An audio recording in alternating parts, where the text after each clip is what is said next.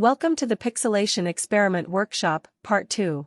In this session, we're diving into the fascinating world of pixelation filters. This experiment took place right here in Blender, using the remarkable pixel art rendering plugin developed by Lucas Rodel. Now, a quick note, our observations and results are tailored specifically to the 3D alteration of 2D pixel art within the Blender environment, utilizing the pixel art rendering plugin. Let's uncover the magic of pixelation and how it transforms our 3D models into pixelated wonders. Ready to pixelate? Let's get started. Testing process. Let's dive into the testing process.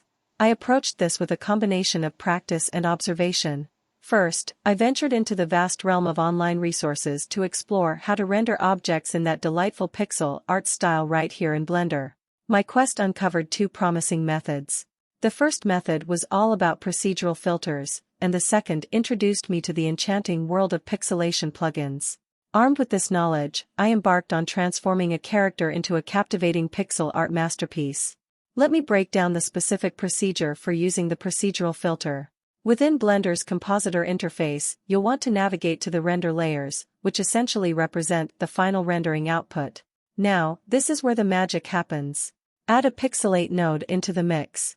This nifty node takes your original image and performs its pixelation sorcery, resulting in that charming pixel art effect. Now, let's talk about the pixelation plugin.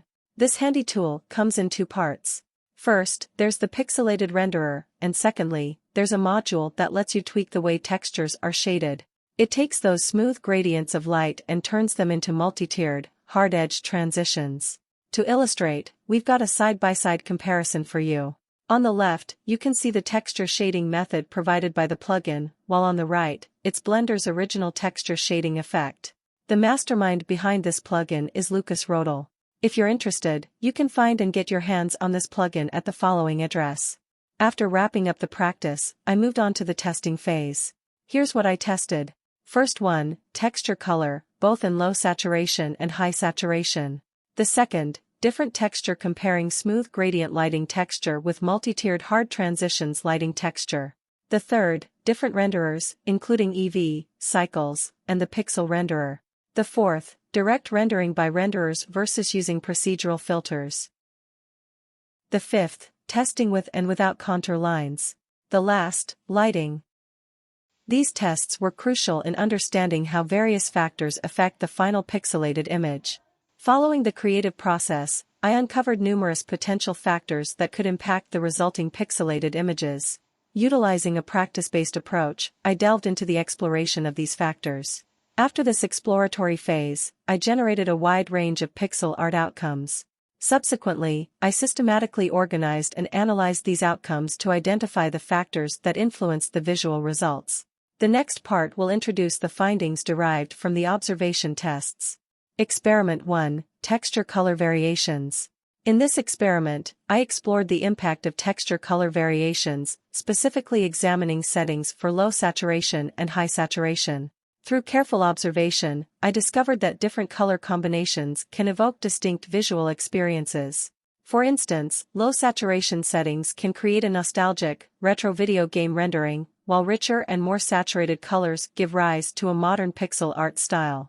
Therefore, it's essential to consider texture design before applying filters, as it can significantly influence the final filtered outcome. The second factor is texture lighting systems. In my exploration of texture lighting, I experimented with two modes, smooth gradient lighting and multi-tiered hard transitions, to observe their impact on the final pixelated outcome. The results indicate that smooth gradient lighting contributes to a more realistic appearance. Conversely, multi-tiered hard transitions introduce a stylized effect, providing the image with a vintage and classic aesthetic. The third aspect I explored is different renderers. I conducted tests using various renderers, including EV, cycles, and the pixel renderer, to gauge the variances in their rendering capabilities. I found that when using the cycles renderer, it's not possible to enable the model's outline feature, and using the plugin's texture rendering method can result in a washed-out color appearance. However, Cycles excels in rendering with more precise ray tracing effects, offering a more realistic look with features like transparent and refractive materials. Therefore, for pixel art projects where complex lighting effects are crucial, Cycles is the recommended renderer. On the other hand, Eevee stands out for its faster and more efficient rendering, with a more cartoon-like rendering style.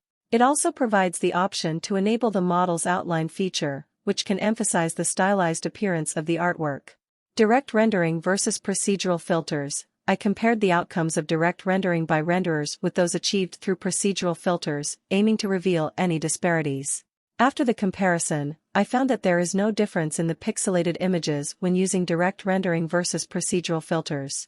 The last finding concerns the presence or absence of contour lines. To understand the significance of contour lines, I assessed how their presence or absence influenced the pixelated images.